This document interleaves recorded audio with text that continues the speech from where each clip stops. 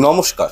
আজকের এই অনুষ্ঠানে আলোচনা করব যে অক্ষয় তৃতীয়া আমাদের কাছে এতটা গুরুত্বপূর্ণ কেন, বা এই অক্ষয় তৃতীয়ার 15টি বিশেষ মাহাত্ম্য সম্পর্কে আপনাদেরকে আজকের এই অনুষ্ঠানে জানাবো। তাহলে বুঝতে পারবেন যে এই দিনটি শাস্ত্র মতে এত পবিত্র দিন কেন, বা এই দিন কোন কোন ঘটনাগুলো, কি কি ইনসিডেন্ট এই বিশ্ব সংসারে ঘটেছিল, সেই বিষয়ে আপনাদেরকে জানাবো। এছাড়াও ভিডিওটির মাঝে আমি একটি বিশেষ কর্মের কথা আপনাদের সঙ্গে উল্লেখ করব, যে কর্মটা অক্ষয় তৃতীয়ার মতন পবিত্র দিনে করলে এটুকুনটি জেনে রাখুন, নরক ভোগ করতে হবে না, অর্থাৎ মৃত্যুর পর নরক আর যেতে হবে না। তাই অনুরোধ করব আজকের এই অনুষ্ঠানটি প্রত্যেকেই দেখুন এবং অক্ষয় তৃতীয়ার মাহাত্ম্যগুলি সম্পর্কে বিস্তারিত জানুন। দেখুন, এই অক্ষয় তৃতীয়া হলো চন্দ্র বৈশাখ মাসের শুক্ল পক্ষের তৃতীয়া তিথি। অক্ষয় তৃতীয়া এই শব্দটির অর্থ হলো যা কখনোই ক্ষয়প্রাপ্ত হয় না, অর্থাৎ এদিন আপনারা যে শুভ কাজই করুন না কেন সেটা কিন্তু সারা জীবনের জন্য অক্ষয় হয়ে থাকবে। অন্যদিকে যদি কোনো পাপ কর্ম এদিন করে থাকেন, পাপের সঙ্গে যুক্ত থাকেন, পাপ কার্য করেন, অধার্মিকমূলক কাজ করেন, তাহলে কিন্তু সেই পাপও অক্ষয় হয়ে থাকে। সুতরাং এই দিন কোনো প্রকারের হিংসামূলক অধার্মিক কাজ কিন্তু অনুরোধ করব একবারেই করবেন না। যাই হোক, অক্ষয় তৃতীয়ার দিন দান করা, ধ্যান, জপ, তপ, ব্রাহ্মণ সেবা, বৈষ্ণব সেবা, বা ব্রাহ্মণ বা বৈষ্ণবদের ভোজন করাবেন, বা যে বেশি বেশি পরিমাণে জপ করা উচিত, হরিনাম কীর্তন করার চেষ্টা করবেন। এইগুলো করার ফলে যে পুণ্যটা অর্জন হবে সেটা কিন্তু অক্ষয় হয়ে থাকবে। যাই হোক, এরপর আপনাদেরকে আমি 1 বাই 1 অক্ষয় তৃতীয়া সম্পর্কিত কিছু মাহাত্ম্য আপনাদেরকে বলে দিচ্ছি। একটু ভিডিওটি কাইন্ডলি অনুরোধ করছি মন দিয়ে শুনবেন। নাম্বার 1, অক্ষয় তৃতীয়ার দিনে জবের সৃষ্টি হয়েছিল, তাই অবশ্যই এই দিন ব্রাহ্মণ বা কোনো বৈষ্ণবগণকে জব দান করা অতি পবিত্র কাজ হিসাবে শাস্ত্রে গণ্য করা হয়, এবং জবের দ্বারা ভগবান শ্রীকৃষ্ণের, প্রভু নারায়ণের, শ্রী গোপালের সেবা পূজা অর্চনা করা অত্যন্ত শুভ বলে মনে করা হয়। এছাড়াও শাস্ত্রে বলা হয়েছে অক্ষয় তৃতীয়ার দিন অতি অবশ্যই জবের ছাতু গ্রহণ করা একান্তই উচিত। এর ফলে কি হয়, শরীর অত্যন্ত ঠান্ডা থাকে এবং সারাটা বছর সুস্থ এবং নিরোগ থাকা সম্ভব। নাম্বার 2, অক্ষয় তৃতীয়ার দিনে বৃন্দাবনে রাধা বঙ্কু বিহারীর চরণের দর্শন করা যায়। শুধু তাই নয়, এই দিন থেকেই শুরু হয়ে যায় চন্দন যাত্রা, যা 21 দিন ব্যাপী চলতে থাকে। এছাড়াও এই অক্ষয় তৃতীয়ার দিনেই বৃন্দাবনে মানসী গঙ্গায় স্বয়ং শ্রীকৃষ্ণ গঙ্গায় নববিহার করেছিলেন। নাম্বার 3, অক্ষয় তৃতীয়ার দিন গঙ্গা স্নান, জপ, তপ, পিতৃতর্পণ, শ্রাদ্ধ, হরিনাম জপ, হরিনাম কীর্তন এবং দান, এই কার্যগুলোকে সর্বশ্রেষ্ঠ কার্য হিসাবে শাস্ত্রে গণ্য করা হয়েছে। এবং এই কাজগুলো যদি আপনারা অক্ষয় তৃতীয়ার দিন করেন, তাহলে শাস্ত্র বলছে মৃত্যুর পর কখনোই যম লোক বা যম পুরীতে যেতে হবে না, যমরাজের দর্শন হবে না, অর্থাৎ নরকে যেতে হবে না। নাম্বার 4, দেখুন, এই অক্ষয় তৃতীয়ার দিনেই মা অন্নপূর্ণার আবির্ভাব ঘটেছিল এই বিশ্ব সংসারে, এই ধরাধামে। পুরাকালে একবার মহাদেব ভিক্ষা করতে বেরিয়েছিলেন এই মর্তলোকে, এবং দেবী অন্নপূর্ণা আবির্ভূত হয়ে শিবজিকে ভিক্ষা দান করেছিলেন, এবং তখন থেকেই এই মর্তলোকে মা অন্নপূর্ণার আবির্ভাব ঘটেছিল, আর সেই দিনটি ছিল এই অক্ষয় তৃতীয়ার দিন। নাম্বার 5, অক্ষয় তৃতীয়ার দিনই সত্য যুগের সূচনা হয়। দেখুন, আমরা জানি সত্য, ত্রেতা, দাপর, কলি, এই যুগগুলো চক্রাকার হিসাবে আবর্তিত হচ্ছে। সেক্ষেত্রে শাস্ত্র বলছে সত্য যুগ পুনরায় যখন আসবে, সেই সত্যযুগের সূচনাকাল বা সূচনার দিনটি হবে এই অক্ষয় তৃতীয়ার দিন। এরপর নাম্বার 6, অক্ষয় তৃতীয়ার দিনেই কেদারনাথ বদ্রীনাথের প্রধান মন্দিরের গেট সকল তীর্থদের উদ্দেশ্যে খোলা হয়ে থাকে।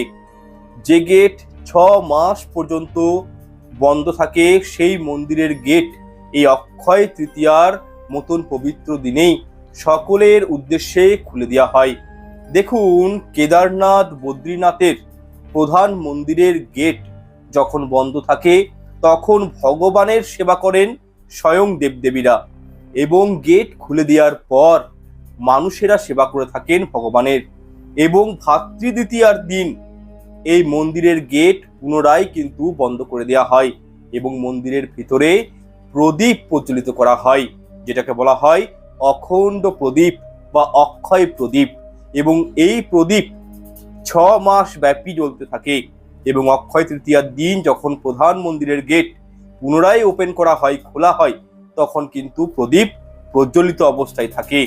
এটাই হলো ভগবানের মহিমা। নাম্বার 7, দেখুন, এই অক্ষয় তৃতীয়ার দিনই সুদামা দ্বারকা নগরীতে গিয়েছিলেন তার পরম মিত্র শ্রীকৃষ্ণের কাছে দেখা করতে।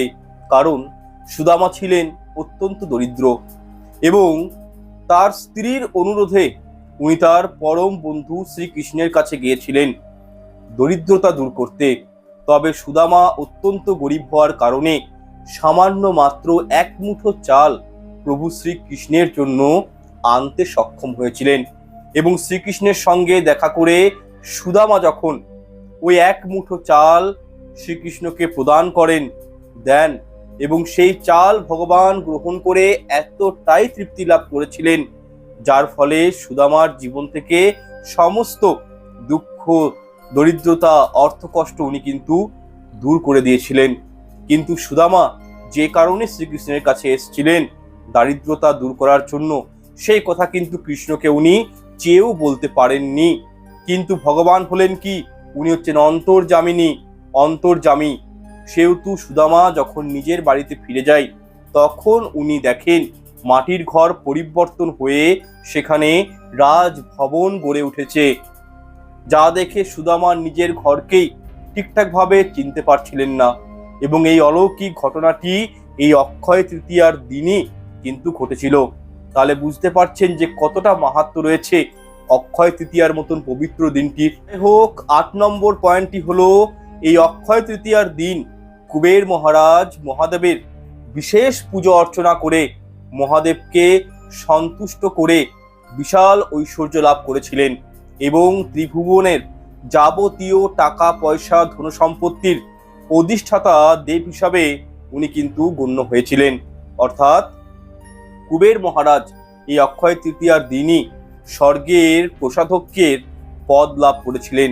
তাই এই অক্ষয় তৃতীয়ার দিন বৈভব নারায়ণ লক্ষ্মীর পুজো তো করা হয়, সাথে কুবের মহারাজেরও পুজো অর্চনা করা হয়, যাতে করে প্রচুর ঐশ্বর্য প্রাপ্তি করা যায় সেই উদ্দেশ্যে। এছাড়াও অক্ষয় তৃতীয়ার দিন লক্ষ্মী গণেশের যুগল মূর্তিরও পুজো অর্চনা ধুমধাম করে করা হয়ে থাকে। নাম্বার 9, এই অক্ষয় তৃতীয়ার দিনই দুঃশাসন দ্রৌপদীর বস্ত্র হরণ করতে চেয়েছিলেন, কিন্তু স্বয়ং পরমেশ্বর ভগবান শ্রীকৃষ্ণ দ্রৌপদীকে এই চিরহরণ থেকে রক্ষা করেছিলেন, অপরন্ত বস্ত্র প্রদান করে। নাম্বার 10, যুধিষ্ঠির সহ পঞ্চপাণ্ডব যখন পাশা খেলায় হেরে যায় এবং অজ্ঞাতবাস গ্রহণ করেন, তখন যুধিষ্ঠির সূর্যদেবের কাছে প্রার্থনা করেন এই অক্ষয় তৃতীয়ার দিনই অক্ষয় পাত্র প্রাপ্ত করেন সূর্যদেবের কাছ থেকে মহারাজ যুধিষ্ঠির। এবং এই অক্ষয় পাত্রের মাহাত্ম্য হলো, এই পাত্রের খাবার কখনোই শেষ হবে না। সমগ্র গ্রামবাসী, সমগ্র বিশ্ববাসী এই খাবার এই পাত্রের খাবার গ্রহণ করলেও এই পাত্রের খাবার কখনোই শেষ হবে না, যতক্ষণ না পর্যন্ত দ্রৌপদী এই পাত্র থেকে খাবার গ্রহণ করছেন। এটাই হলো এই অক্ষয় পাত্রের একমাত্র কন্ডিশন বা শর্ত। নাম্বার 11, এই অক্ষয় তৃতীয়ার দিনই মহাভারত রচনা করা শুরু হয়েছিল এবং ব্যাসদেবের তত্ত্বাবধানে স্বয়ং শ্রী গণেশ ঠাকুর এই মহাভারতের লিপিবদ্ধ করেছিলেন। নাম্বার 12, দেখুন, এই অক্ষয় তৃতীয়ার দিনটি এতটাই শুভ, যেই কারণে এই দিনেই মর্তলোকে রাজা ভগীরথের আমন্ত্রণে মা গঙ্গা এই ধরাধামে প্রবাহিত হয়েছিলেন উনার পিতৃপুরুষের আত্মার শান্তি কামনার উদ্দেশ্যে। নাম্বার 13, এই অক্ষয় তৃতীয়ার দিন থেকেই কিন্তু পুরীর জগন্নাথ দেবের রথ নির্মাণের কার্য শুরু হয়ে যায়। নাম্বার 14, অক্ষয় তৃতীয়ার দিন পরশুরাম জয়ন্তী পালন করা হয়, অর্থাৎ এই দিনেই প্রভু নারায়ণের ষষ্ঠ অবতার পরশুরাম জন্মগ্রহণ করেছিলেন এই ধরাধামে। যাই হোক, এগুলি হলো অক্ষয় তৃতীয়ার মাহাত্ম্য এবং গুণাবলী। তাহলে আপনারা নিশ্চয়ই বুঝতে পেরেছেন যে এই দিনটিতে কতগুলো মহান মহান কার্য এই পৃথিবীতে এই ধরাধামে সম্পন্ন হয়েছে। সুতরাং এই দিনটি আমাদের প্রত্যেক হিন্দু সনাতনী ধর্মের মানুষের কাছে অতি পবিত্র দিন। তাই অনুরোধ করব, এই দিন কোনো প্রকারের অধার্মিক মূলক কাজকর্ম কিন্তু করবেন না। যতটা পারবেন ধর্মের সাথে যুক্ত থাকবেন এবং অক্ষয় তৃতীয়া সম্পর্কিত ইতিমধ্যেই আমি একের অধিক ভিডিও বা অনুষ্ঠান চ্যানেলে আপলোড করেছি, পারলে সেগুলো একটু কাইন্ডলি দেখবেন। আশা করছি ওইগুলো দেখলেও অনেকখানি উপকৃত এবং সমৃদ্ধ হবেন। যাই হোক, আজকের এই অনুষ্ঠানটি এখানে শেষ করলাম।